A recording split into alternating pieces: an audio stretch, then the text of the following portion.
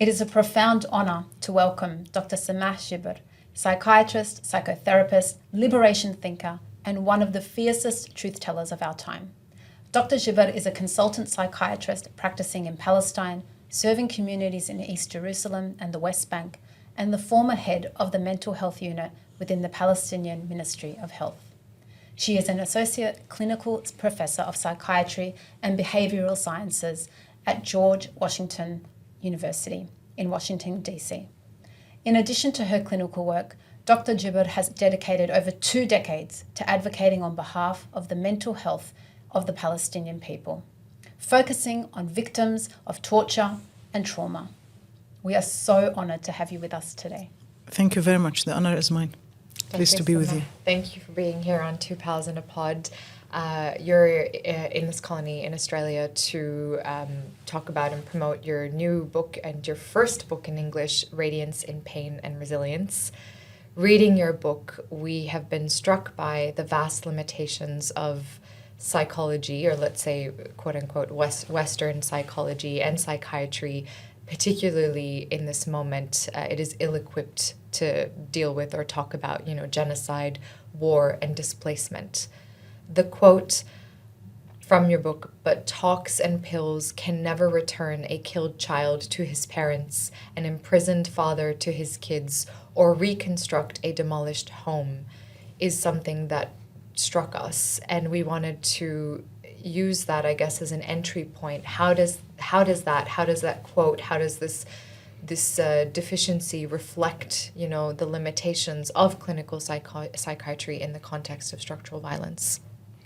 I think one of the challenges that became very clear for me working in Palestine is first the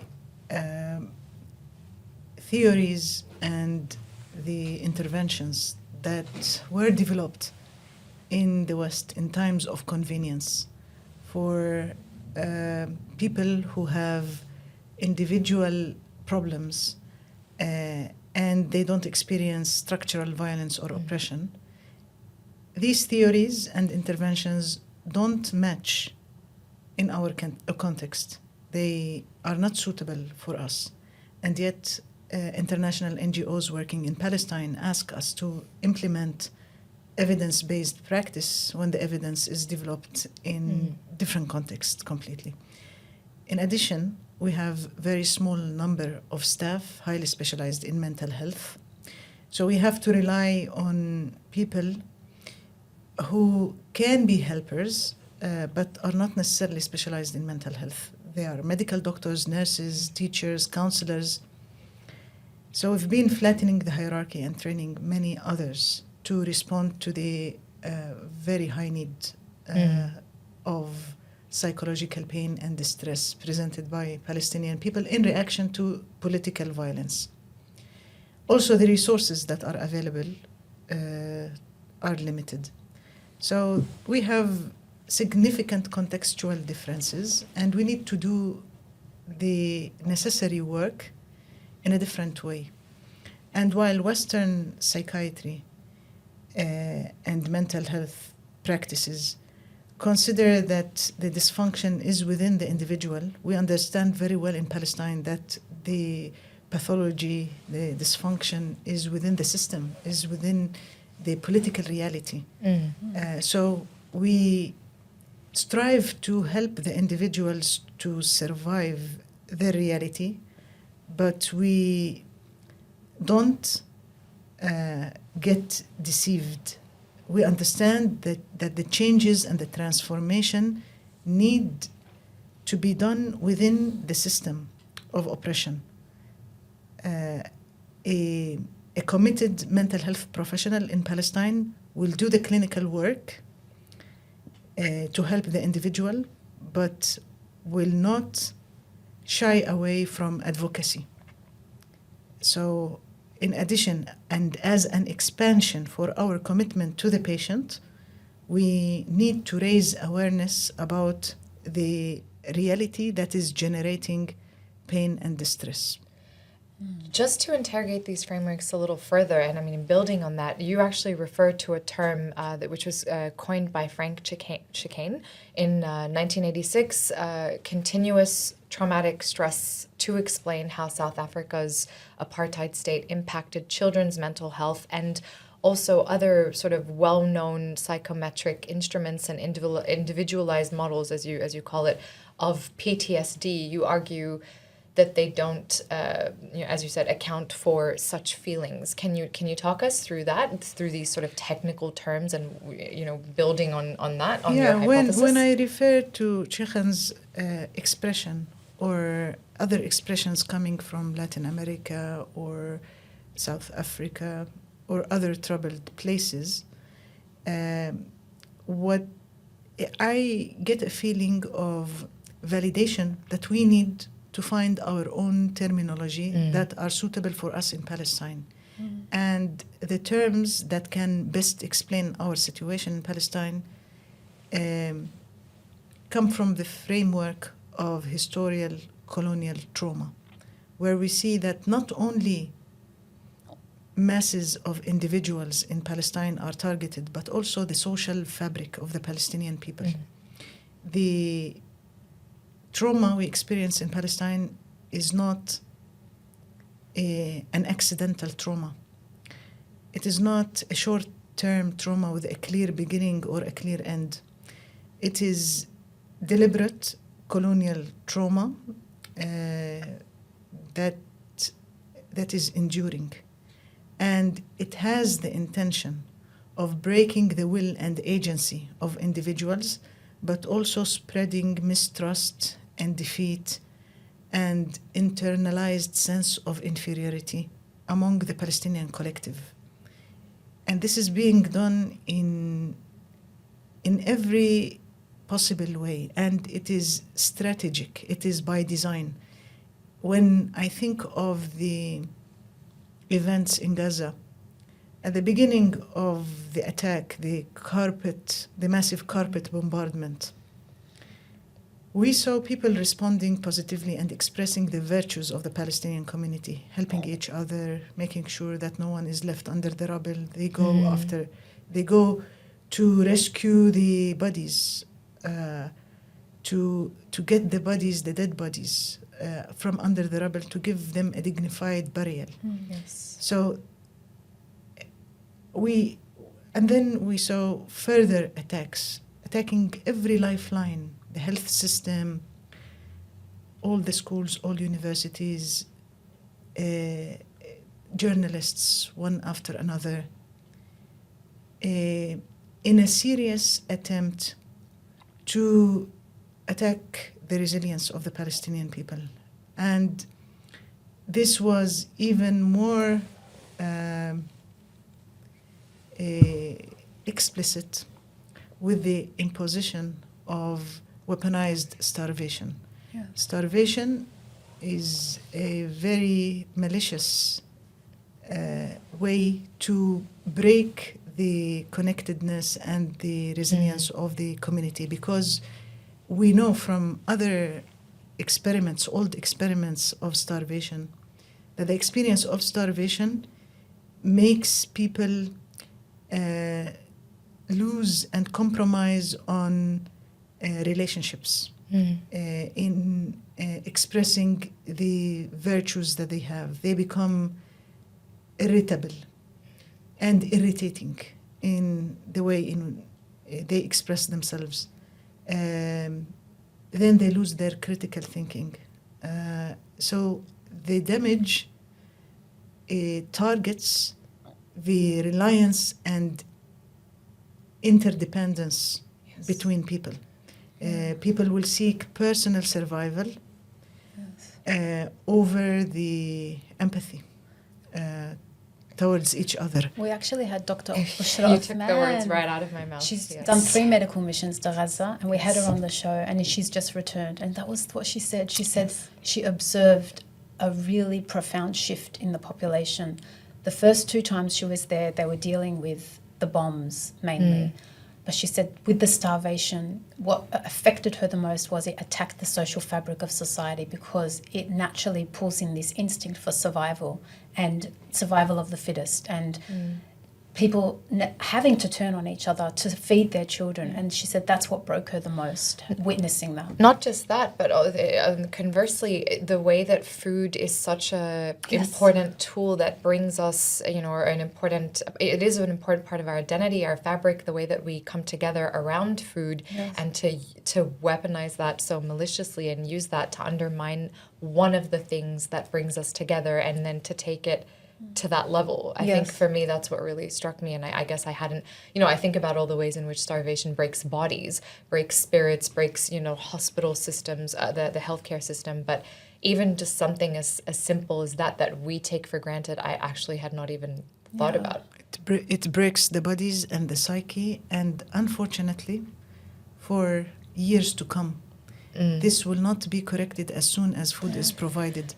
We know from the Minnesota semi-starvation experiment that it took people a few years to recover from the physical, bodily, and psychological consequences of starvation.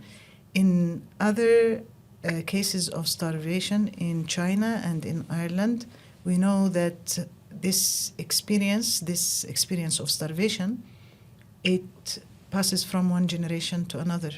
There will be a special relationship to food, to hoarding, to other people, the competition with other people, and the mistrust. So it's a very damaging experience, and I don't think that those who object to the starvation in Gaza, they keep talking about the impact on the bodies of children and the most vulnerable, but they don't understand. So what we learn from previous experiences, like the Minnesota semi-starvation experiment, is that the effects of starvation will not end as soon as we restore food and normal nutrition to people. The physical and psychological effects will last for a few years after the restoration of normal food. And from other experiences of starvation, like in China and Ireland, we know that the experience of starvation has psychological effects that are cross-generational. They go from one generation and another. We wanted to, it's a lot to sit with. We want to talk a little bit about gender. And there was something that struck me in reading the book in your chapter, how Israel exploits gender roles to discredit Palestinian female activists, in the sense of reinforcing how colonialism reinforces and exploits patriarchy and gender oppression. And there was one example you gave. I just want to quickly read it. It was a 2018 Facebook post by a spokesperson for the Israeli Occupation Army, which included this message alongside the picture of a female demonstrator from Gaza. The good woman is the honourable woman who takes care of her home and her children and serves as a good example to them. However, the deprived woman who lacks honour, does not take care of these things, acts wildly against her feminine nature and cares not for how she is seen in society. I just thought that was just the most disgusting example of the way in which colonizers exploit patriarchy for their own purposes and again try and create these divisions, preying on tensions and prejudices and structural gendered oppression within society to their advantage, sowing that discord. Can you unpack that for us? Yeah, this post was made by Avichai Adroy, if I remember well. And there are many ways in which there is a manipulation of certain concepts that permit the neutralization of 50% of the Palestinian people. Like if we say that it is not appropriate, it's not suitable, if the Palestinian community internalizes this image that it is not appropriate for women to be a part of the resistance. This means that 50% of the Palestinian population will be passive. So it serves the occupation. But I'm reminded of another example. In the West, they talk about the honor killing, and it's usually attributed to people who come from a Muslim culture. And unfortunately, that some nations internalize this term, honor killing, and they think that it is related to the religion because they have not done the de-ideologization or the deconstruction of that accusation, that characterization. Honor killing comes from the British Mandate. And usually it is present in countries that were occupied by the British. And it was a way to minimize the responsibility of a man killing a woman because they don't care about it. Even when the British Mandate left the country, it became acceptable. They created a term that makes the crime look less ugly. And we think that this is part of our culture and who we are. I want to give an example also from the Palestinian community in 48. Feminicide is higher than everywhere else in Palestine and much higher than in the Israeli Jewish community. Why? Because there are no consequences. Why no consequences? Because the ruling government is the Israeli government, and they don't care. It's like a eugenics logic. That's exactly right. Yeah, let them just kill each other off. Yes. Yeah, they let it happen. They don't bother to investigate and to stop. And usually the ones who do it are people who armed with the permission of Israelis. They let it be. They are gangsters. And usually they are people who are humiliated in their reaction with the Israelis, and they take it on easier victims in the community. So what I want to say in giving examples like that is the necessity that we do the liberation of the mind hand in hand when we talk about the liberation, like our striving for the liberation of the mind should go parallel with our striving for the liberation of the land. Yes. Because I worry about a liberated Palestine when we have not done all of this necessary work where we liberate people from the internalization of inferiority, from the copying of the behaviors of the occupied. So we need to do this work now.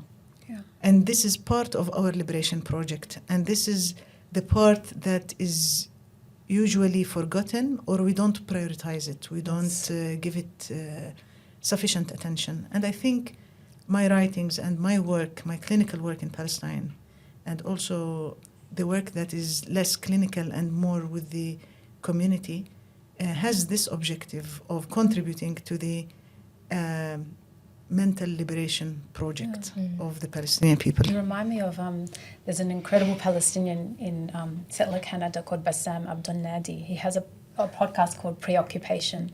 And his philosophy is that he wants to create an archive of who we were before Israel, so that there is something there for when we become free, for us to take pride in, to know that we can reclaim our history. And also his whole project and his whole work is based on the inevitability that we will be granted liberation, but who will we be once we get it? And it's just such a beautiful, I think, like act of project of revolutionary love to think.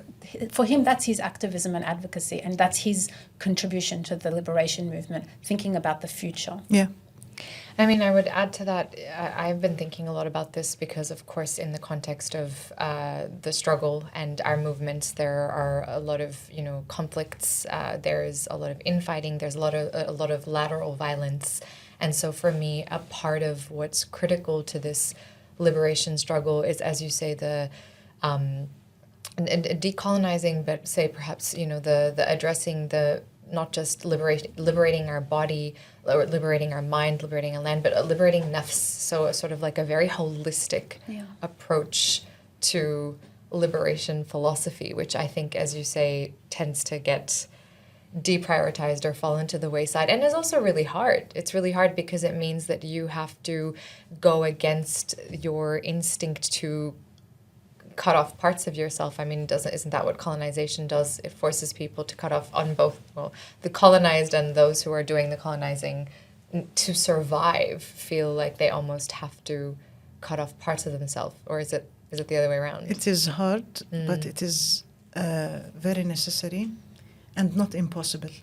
And actually, when I think of our overarching goal and dream to liberate Palestine, I know that this is not something that that can be achieved easily, or there are many factors that are beyond our influence as individuals that can decide whether we see a free Palestine in our lifetime or not. So our responsibility is to keep striving for the liberation. And while we are doing that, we liberate ourselves. We liberate the nafs. Yes. If you are working for a liberation project while maintaining moral stance as you do this, I think the byproduct of that pathway that you are taking is the liberation of the nafs. And this is how we get satisfaction out of our work for liberation. Yes. If we bind our satisfaction by achieving the liberation of the Palestinian land, there will be a lot of disappointment. But if we know that this is the path that we are taking, and while doing so, this is helping us, this is liberating us, we act as free people in our efforts for liberation, I think this is our immediate reward. Yeah. So we say, Dr. Samah, freeing Palestine is freeing us all and bringing us closer to that. And I love that quote, and it buoys me on the hard days. You, Dr. Samah, you write about, very movingly, about children and this notion of inherited trauma. What would you say to mental health professionals, and what do you wish they understood more about working with children in war zones? And I guess I ask this because, there's a quote, you write about a boy, rather, who refused to cry, seeing even his tears as a form of resistance. So how do you hold space for young people who are turned into, children, and who are children, but also turned into freedom fighters in this context? Okay, first let me start with the statistics. When we talk about children in Palestine, we are talking about a majority of the Palestinian population. 1/3 of the Palestinian population are schoolers, people who go to school. So, and they are the growing brains can be most affected by distress and psychological pain and trauma, because they have less defense mechanisms, and because their ability to make sense of the reality is less. Also, their ability to express in language is less than adults.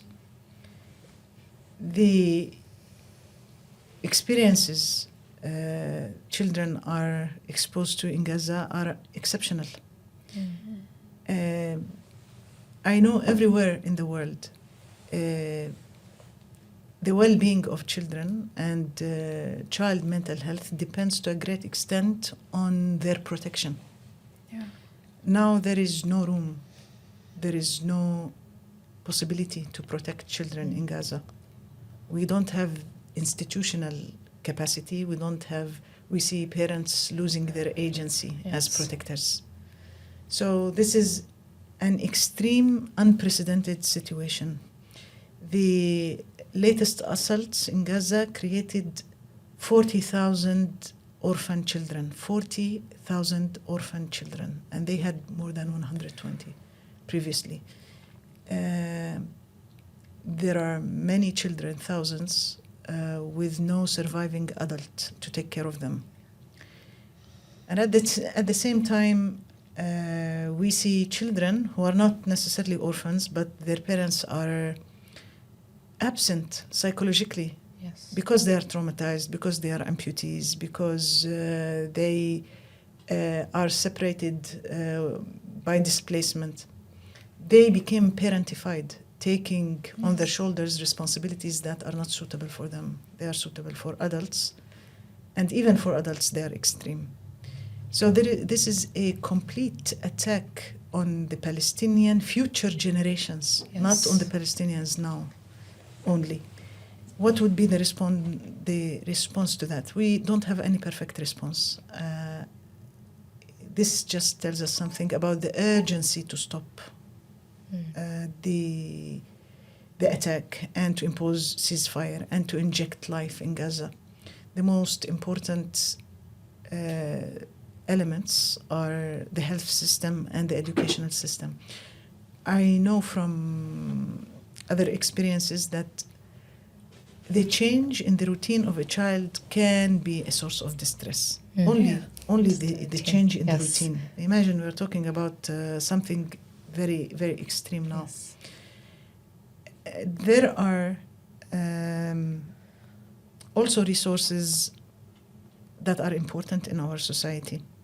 The system of kafala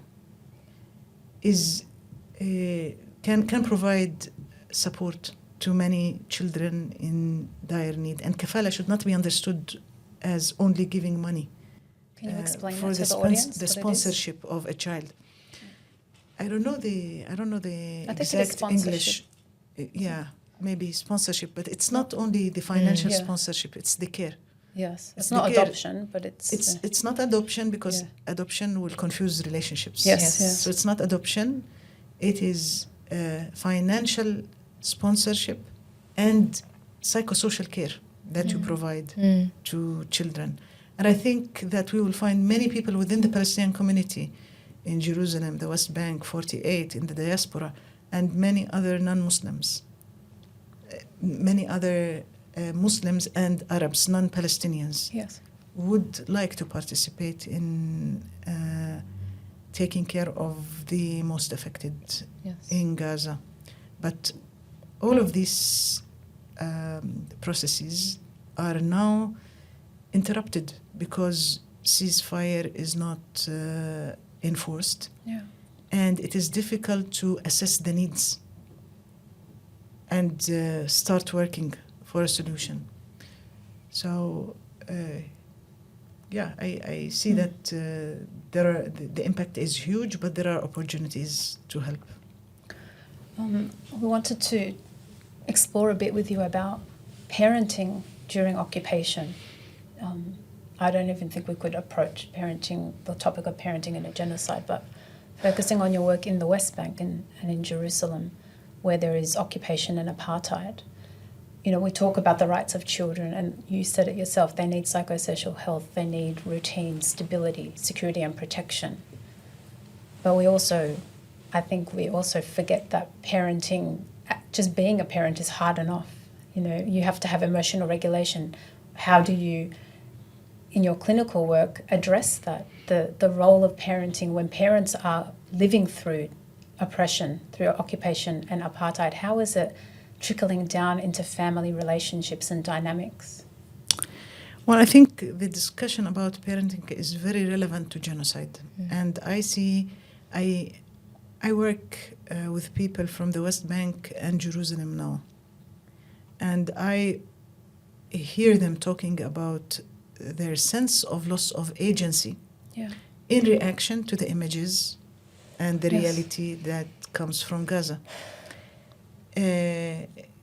I received young women who just gave birth or who are pregnant, who express anticipatory grief. Yes. And who feel regret and guilt because they are bringing vulnerable beings to this world. And I have to say that also this is one of the ripple effects of the trauma that is taking place in the colonial trauma that is taking place in Gaza now. The Palestinians have been targeted in their reproductivity. Israeli literature referred to the high fertility rate of Palestinian women as demographic bomb, repeatedly. And one of the first medical structures that were bombarded in Gaza was the fertility lab. In 2014, it was discovered that the Israeli medical system gives Provera depot injections. Sterilization? It's like a contraceptive, but long term, without informed consent to the Bedouin women. So I think that the Palestinians are targeted in their reproductivity. And this is deliberate. This is by plan. Any colonization is interested in empty land. And is interested in minimizing the number of human beings from the colonized population on this land. And if they don't manage to kill all of us, at least they want people who lose their agency, traumatized. They become helpless in reaction to the severe consequences that we observe in Gaza. And I think Palestinians are aware of this plan. So in my encounter with mothers in the clinic, they bring the two perspectives. Some express fear about bringing children, and those are not, I wouldn't pathologize their experience and their assessment. And some think that in resistance to this wish to annihilate us and to exterminate us, I want to bring a child to this life. And those are not naive ones also. And I think we should make room for everyone to make a choice that is suitable for their life conditions and suitable for their psychological reaction to these immense circumstances that are taking place in Palestine. And I think that ability to make a choice, even when you feel like you're in very limited circumstances, is what helps them reclaim that agency in a sense, or keep it, and that dignity, one would imagine. Dr. Samah, you write from and you speak from, within the very context that you're analyzing. And, I wanted to ask you, how does proximity to such trauma shape both the therapeutic and the writing processes for you? And I'm especially interested because, I guess I want to understand, is this act of bearing witness, in the very least, let's call it that, act of bearing witness, is that an antidote to this death-making machine which operates at every level possible, from food to fertility, as you've spoken about? Is it an antidote to the very deliberate we make life, but this is Israel and the Zionist entity is insistent upon our death and on achieving that annihilation through a strategy of necropolitics, right? So that you have alluded to in your countless examples, is what you do an antidote to that? Can I add something to that to Yes. expand the question, because it links to Because the something question you was meant. very small already. Yeah, but it links to what you said before when you started, which is that you're not just a clinician. Like, you don't just do the clinical work. You expand your work beyond that to the liberation movement. So you're not just a healer, you're a witness as well. Of course. Which reminded me of Basil al-Araj, the revolutionary, whose words about being an engaged intellectual. Yeah. So I got me thinking about you being the engaged clinician, the engaged psychiatrist. I think it's something very much about being Palestinian. Yeah. Well, I think that there is an overlap between my understanding of liberation psychology Yes. concepts and also having Islamic ethics. So from the point of view of liberation psychology, bearing witness is an intervention in times of oppression, when you observe how the power structure crushes individuals. So you support them, you try to minimize their pain, and you bear witness to their reality. And you in the application, we document about it, we report, we engage in advocacy. This is the practices of bearing witness at a professional level. From the point of view of Islamic ethics, there is a very clear verses وَلَا تَكْتُمُ الشَّهَادَةِ that tells us that we should not conceal testimony. Also, there is another concept from liberation psychology that makes sense of testimonies. Testimonio.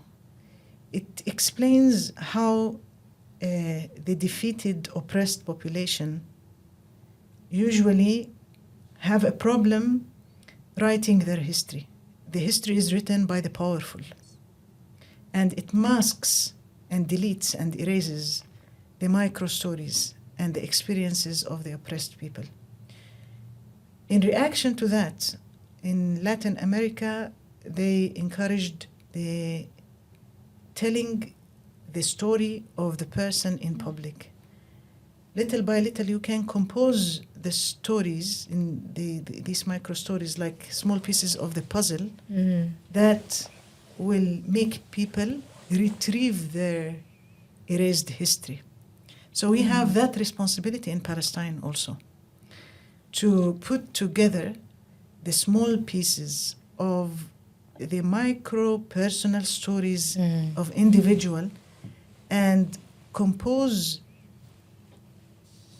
the history from the point of view of the oppressed in opposition to the dominant narrative of history. We have this responsibility.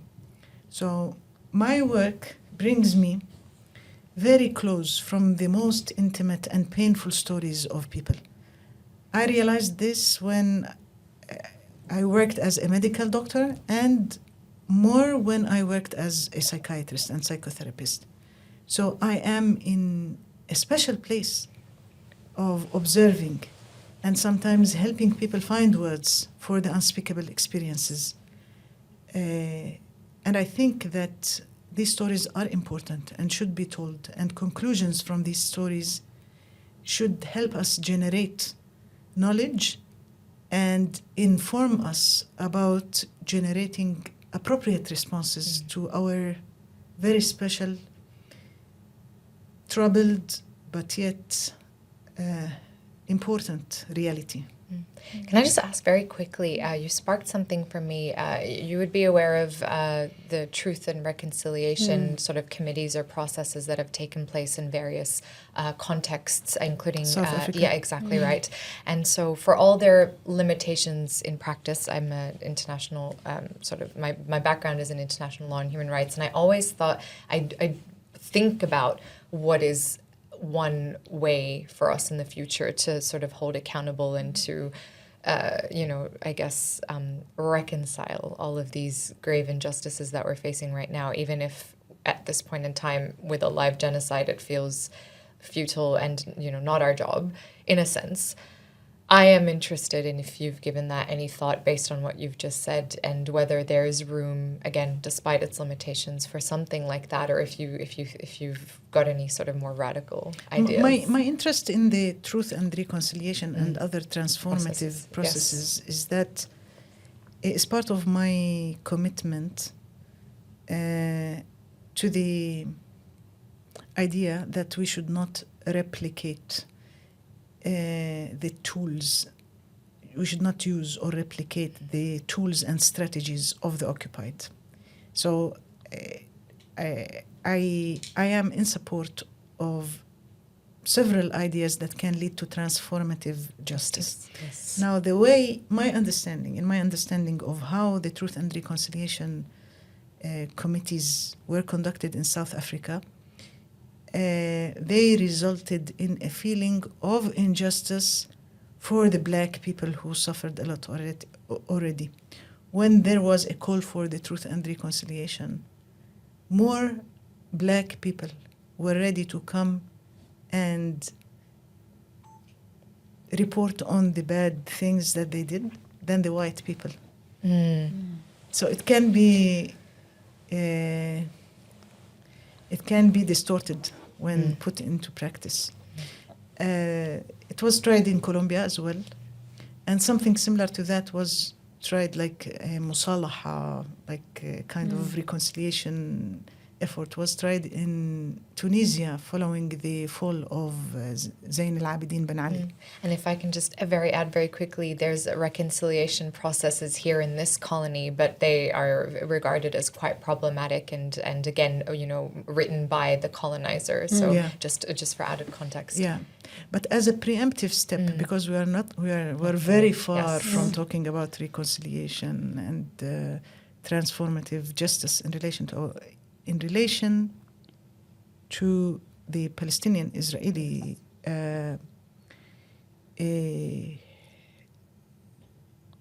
relationship. I want to say that a lot of work needs to be done within Palestinians, for Palestinians. I think that we have not studied profoundly the fratricide and the inner fighting between Palestinians, which can be expressed very lightly in the divide between solidarity groups and different Palestinian fragmented communities. And to a larger extent, it can take a more violent form that results in Palestinians killing Palestinians. And we had black chapters of that history in Lebanon, in Jordan, in Gaza 2006, and more recently in Jenin, Tulkarem, and other refugee camps. It's difficult to talk about this part of history because it feels like domestic violence. And also, I think that we all fear that if we talk about it now, it will perplex the international solidarity with the Palestinian people who expect us to be prophets and angels in order to support, in order to support us. That's right, conditional. But I think this work is very urgent. It's necessary and needs to be done, and we should strive to create pluralistic representation of the Palestinian people. Part of our challenges on the way to liberation is that the official representation of the Palestinians has rarely represented the aspiration of our people. So here again, we can borrow something from the ideas of liberation psychology, which is the dialogue between the oppressed. I think we need to have our inner dialogue, connect with each other, learn how to work across the divide, avoid a discourse that emphasizes absolute purity and belittles others. This is an important element and component of our journey for liberation. And if we don't do this work, we will pay the price sooner or later. This will also pave the way for a healthy society once the occupation is over. You actually mentioned it in another talk that the British were absolutely the best examples of how to divide and conquer, and that's left its legacy until today. Speaking about, it fits nicely with what we wanted to ask you about next, which is about decolonized mental health models and what Palestinian healing practices and community-based interventions, which don't align with, traditional Western concepts and frameworks, look like. What does liberation and mental health look like from a Palestinian perspective? I think first we need to understand that not everyone who is crushed by political violence becomes sick. The assumption that everyone becomes sick is a wrong one. And we saw examples from Gaza of doctors and journalists and community leaders who are examples of post-traumatic growth and advanced development. We need also to take care of the broken fabric, the damaged fabric in reaction to trauma. This will not be treated in individual therapy. We might provide remedy if we allow people do their community healing activities in listening groups, in dialoguing with each other, in healing circles. So that's also an approach that is usually dismissed by international NGOs, and we need to push back to make it a norm in Palestine. It is also very relevant from the point of view of cost effectiveness. There is no way that we put every Palestinian on a therapy chair. We need to help people whose agency was targeted and damaged to regain their agency and to move from victimhood to witnesshood, to become protagonists of their own story. And this should not necessarily be done in the style of psychotherapy, of individual psychotherapeutic intervention. We can be creative and obtain many community initiatives that help people find a purpose and build belongings again and find a way to transform their story from absolute victimhood to witnesshood and to become protagonists. So I think that the experience in Palestine can be revolutionary in the way in which we provide healing and support for the affected community. And I don't deny that some people will need individual therapy, but we should not start with the assumption that everyone becomes sick and everyone needs therapy. I think those will remain to be a minority of people. And we should trust the capacity of the community to heal itself. The people in Palestine are wounded, they are not crazy or mad. And I think that the reports and the international surveys that are being conducted in Palestine, yesterday one of them was published, saying that 1 million child in Gaza suffer from PTSD. This contributes to a false image that shows Palestinians as suffering from psychological morbidity. Dr. Samah, building on that, you write, we Palestinians do not suffer, we resist suffering becoming our sole story. This is something that has actually come up with a lot of the Palestinians that we've had in previous episodes. The fact that their resistance seems to be defined, or their whole being is defined solely or viewed through the lens of trauma, grief, victimhood, and that they aren't given the space to reclaim being the protagonist of their own story. And the fact that they are more than their pain and their grief. So are you able to tell us a little bit more about that and why you wrote that?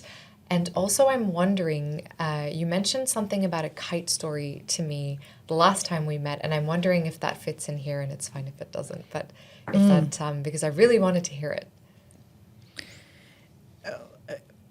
First, let me try to answer the first part of your question. In a very simple way, I see that all what the Israelis are doing is an attempt to make us shadows of human beings, lose their agency.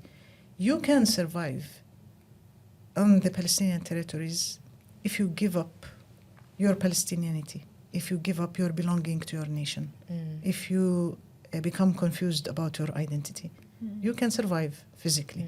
And maybe you can have a good salary and have a car, have a home. But all the time while making big compromise on who you are and your agency. The best Palestinian is either a dead Palestinian or an ex-one, as they say, ex-Palestinian or un-Palestinian. Yeah. So I see health and resistance to the occupation as an expression of agency and belonging to the people and clarity about who you are and your identity. That's why I write about becoming a protagonist of your own story, because this is exactly what they don't want us to be. And they want to tell the story from the point of view of the colonizer, where I keep bringing the example of Robinson Crusoe. And I keep imagining what would be the story if it is written from the point of view of Friday. Yes. The man who was given the name by Robinson Crusoe because he found him on a Friday. So I think that telling your own story, writing it, influencing the events in it, is an act of liberation. This is my view for liberation. And also it's an act of health and mental health. So I see the overlap between the two of them. Now, the kite's story. Let me try to say that briefly. We observed children, and especially one child from An al-Mawasi, trying to fly his kite in juxtaposition to drones. His legs were stuck in the mud, but he was trying to move somewhere with the kite. And that was impressive. And I remember when the wall of separation was built in the West Bank, it separated cousins. Yes. And family members and playmates. And they started to communicate with each other with kites above the 8-meter wall. There is the song of Marcel Khalife, الطفل والطيارة, the boy and the kite. There is the story of Tinnin Jinin, a flying dragon above, Tinnin Beit Lahem, a flying dragon above Beit Lahem.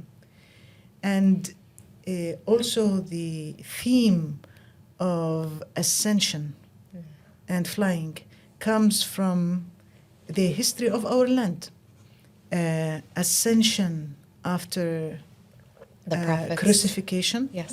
and also al-Isra wal-Mi'raj, following the Aam al-Huzn, the year of sorrow. So Oh my goodness. in response to all these symbols, Yes. we created this intervention which combines elements from group therapy, play therapy, the expression of agency for kids who are supposed to fight with each other when they stand in the line for food. Now they gather, we give them basic material to create a kite with with white paper. They project their feelings with the colors, with the words that they write, the drawings that they make on the white paper. Then they go fly it. It's a collective work, collective activity. And then they come back. And we give them a time to reflect on the experience.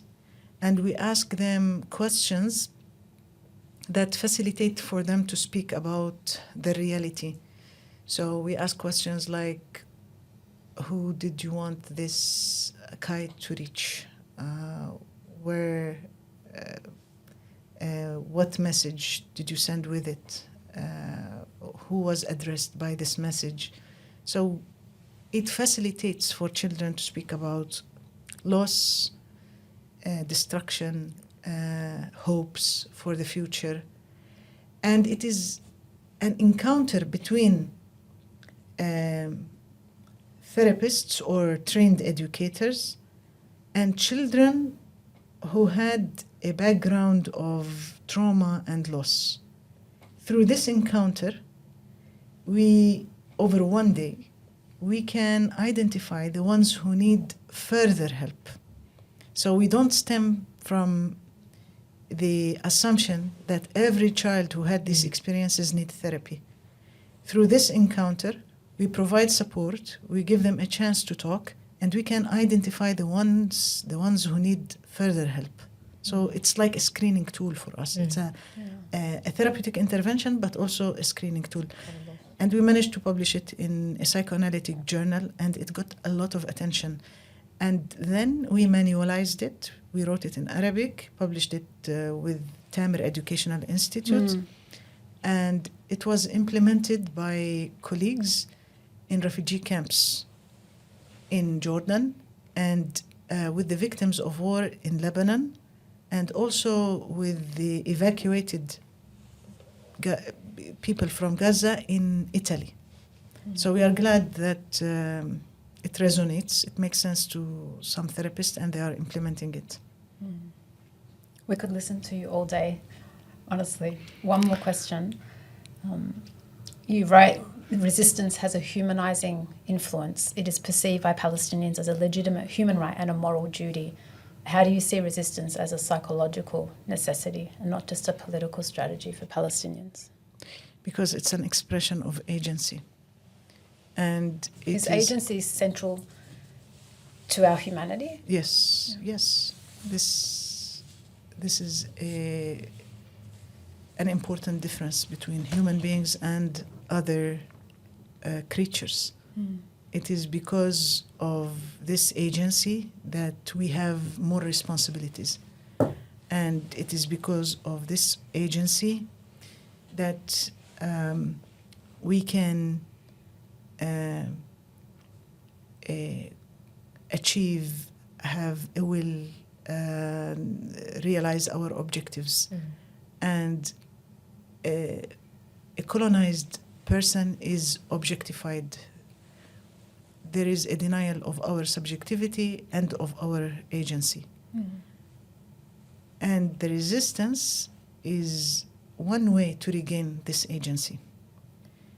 It is every colonization assumes the subhumanity of the colonized. And without resistance, there is approval from the colonized on their subhumanity. Moments of resistance allow the colonized to stand up and regain their sense of humanity. Whether this is being done by individuals in the name of the group, or if it is done by everyone. Now, the discussion about resistance is another one. Resistance is a wide spectrum with many options. And everyone can decide what is suitable for him as a mode of resistance. But I think it is an important psychological activity that helps us regain our full humanity that was invaded and attacked by the event of colonization. Yes. And Palestinians need to talk more about this. And I think one important reason why this reality, the occupation of Palestine, has been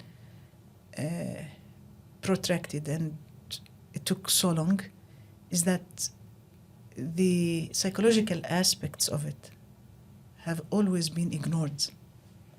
And ignored by us, by the Palestinians themselves, and also ignored in any peace negotiations.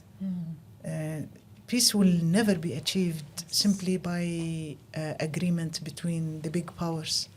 There will always be a child, an adolescent in Palestine who will revolt against the agreement that did not calculate for his psychological well-being.